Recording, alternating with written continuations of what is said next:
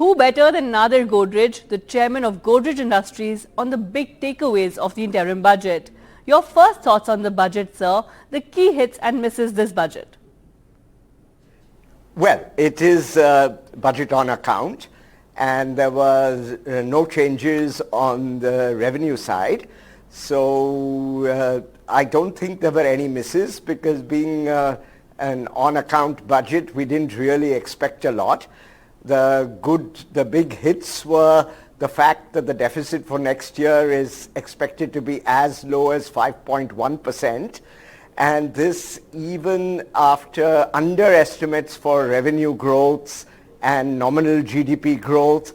So in actual practice, they might do even better.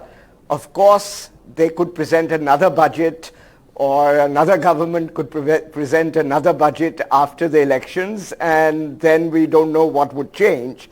But here there were also very good things in the agricultural area, their oil seeds programs, their aquaculture programs, both for shrimp and fish, and their animal husbandry programs. And also a lot of focus on green energy, which will help us achieve our green targets. I'm hopeful that we'll achieve our green targets well before 2070, which is rather on the late side. And also the focus on biomanufacturing and biofoundries, and also the funding for innovation that they have announced in the budget is all very, very attractive. All right, now we did see the agriculture and affordable housing push. What do you think the government needs to focus on to push this growth momentum even higher?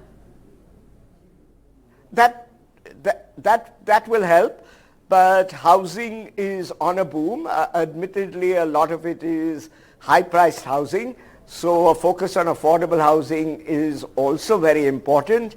One thing the government needs to do more of is to get more people involved. The women inclusive programs are very good. The education thrust is good, but we really need to do even more to make sure that everyone participates in this growth, because at the end of the day, the economy cannot grow at 9% or 10% unless everyone is participating. Absolutely. Now the finance minister is saying this budget is for the poor, the youth, women empowerment and farmers. So empowering people further to drive India's path to progress really.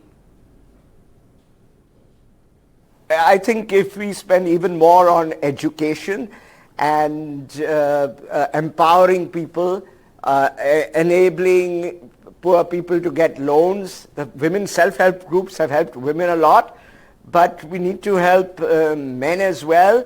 We need to help students get better educated.